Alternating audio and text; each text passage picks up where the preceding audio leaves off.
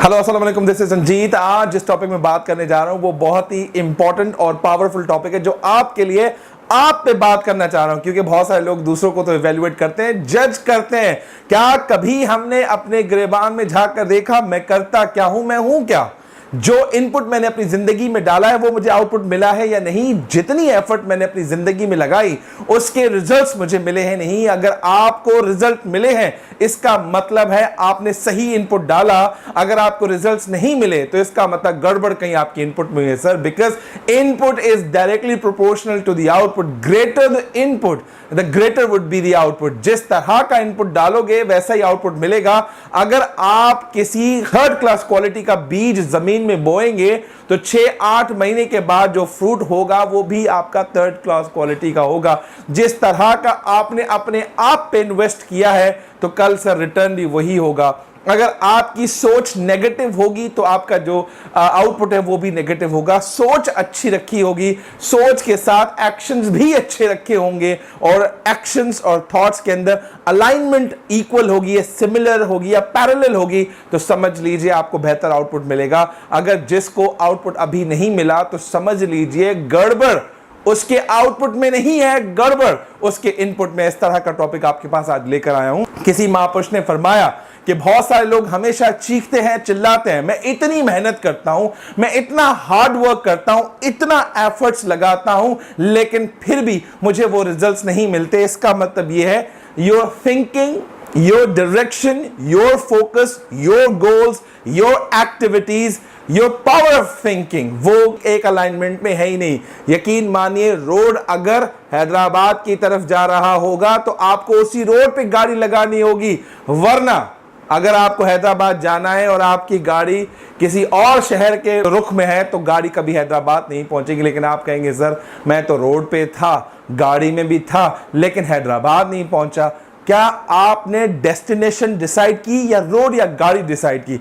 इस मुतालिक आपसे बात करेंगे। ये टॉपिक है इन्वेस्ट इन योरसेल्फ। क्या आपने कभी अपने आप से पूछा कि आज जिस मकाम पे मैं खड़ा हूं क्या सही जगह हूं या गलत जगह हूं? अगर आपको लगता है आप सही जगह नहीं खड़े हुए तो इनपुट पे जोर लगाइए, इनपुट को रीइवैल्यूएट कीजिए, क्योंकि अगर आपका इनपुट मीडियोकर है तो आउटपुट भी मीडियोकर होगा। आपका इनपुट में कोई फॉल्ट है तो आउटपुट में भी कोई ना कोई फॉल्ट होगा। बहुत सारे लोगों से जब मैं मिलता हूं उनसे पूछता हूं कि आपका मोस्ट ऑफ द इनकम जी की एक्सपेंडिचर कहाँ जाता है, मोस्ट ऑफ जो आप इनकम अर्न करते हैं उसका एक्सपेंस कहाँ करते हैं?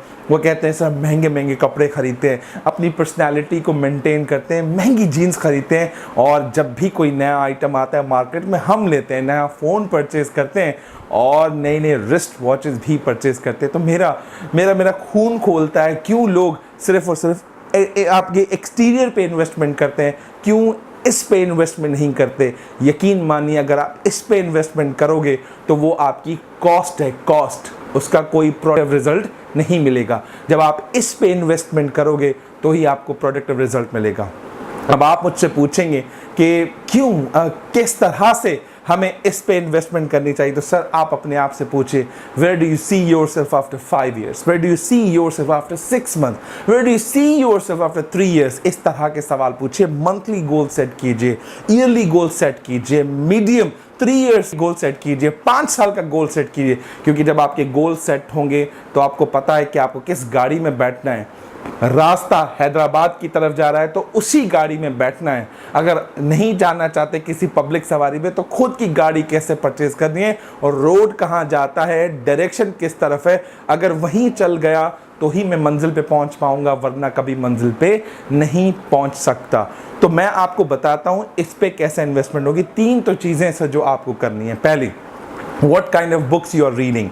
इसी के अंदर what kind of articles are you reading. जो बुक्स आपने पढ़ी, जो आर्टिकल्स आपने पढ़ा, उसको प्रोफेशनल लाइफ में कैसे अलाइनमेंट दी। फॉर एग्जाम्पल अगर आप एक ट्रेनर हैं, टीचर हैं, या फिर आप साइंटिस्ट हैं, या आप साइंटिस्ट बनने की तैयारी कर रहे हैं, या आप ब्यूरोक्रेट बनना चाह रहे हैं, सीएसएस ऑफिसर बनना चाह रहे हैं, तो उसकी जो तैयारी है, उसकी जो बुक्स हैं, उसकी अलाइनमेंट और आपकी इम्प्लीमेंटेशन की अलाइनमेंट एक जैसी है कि नहीं है, नंबर 1। नंबर 2, किस तरह के शोज देखते हैं, किस तरह की मूवीज देखते हैं, क्योंकि मूवीज भी आपको सही डायरेक्शन में हेल्प आउट करती हैं। जो मूवी के अंदर जो आपने देखा वो आप अपनी पर्सनल लाइफ में कैसे उसे इन्वेस्ट कर सकते हैं, किस तरह से अप्लाई कर सकते हैं। नंबर 3 क्वेश्चन, जो आपने अभी तक किया, आपने शुरू से लेकर इंटरमीडिएट से लेकर अभी तक आपने जो भी ज़िंदगी के अंदर किया, एवेल्युएट कीजिए कहाँ कहाँ गलती की, कहाँ कहाँ इनपुट में मसला हुआ, उस इनपुट को सुधार दीजिए, आउटपुट ऑटोमेटिकली आपका बेहतर हो जाएगा। जब इस तरह का आप अपने आप से क्वेश्चंस करेंगे तो यकीन मानिए इनपुट आपका बेहतर हो जाएगा और आहिस्ता आहिस्ता आउटपुट भी बेहतर हो जाएगा। अगर आपका, ये लास्ट मैं आपको स्टेटमेंट बताने जा रहा हूँ, अगर आपका इनपुट 100 है, आउटपुट आपका 50 है, तो इट मीन्स आपके थॉट्स के अंदर, आपके सीड्स के अंदर, आपकी वर्किंग के अंदर कोई ना कोई मसला है। ठीक है, वो कौन सा मसला है आप मुझसे बेहतर जानते हैं। उसके बाद अगर इनपुट आउटपुट के इक्वल है तो इसको 2-3 साल तक सस्टेनेबिलिटी लेवल पे लेकर आइए, क्योंकि बहुत अच्छी बात है कि इनपुट और आउटपुट आपका इक्वल हो गया। अगर इसको 2 साल 3 साल तक आपने कंटिन्यू किया, मजीद इसको कंटिन्यू करने की कोशिश की, इनपुट और आउटपुट इक्वल वाले सिनेरियो को, तो आपकी लाइफ में बोर्डम आ जाएगा और आप कंफर्ट जोन के अंदर आ जाएंगे और आप एरोगेंट बन जाएंगे। मेरा तो हमेशा रिजल्ट 100% आता है, मैं तो भाई इस फील्ड का चीता हूं। तो जिस तरह से मैंने आपको बताया कि इनपुट आउटपुट 100% हो जाए, इक्वल हो जाए, तो चौथे साल के बाद प्लान कीजिए अब मैं इनपुट तो थोड़ा लगाऊं, आउटपुट को कैसे एक्सीड करूं। जब आपकी लाइफ में इनपुट आउटपुट आपका ग्रेटर होगा इनपुट से, तो आप अपने सही डायरेक्शन पे हैं और आप अपनी लाइफ में बेहतर से बेहतर कर सकते हैं। Thank you very much. उम्मीद करता हूँ आपको वीडियो बहुत पसंद आएगी और उम्मीद करता हूँ ये वीडियो आप अपने दोस्तों से शेयर करेंगे। Thank you.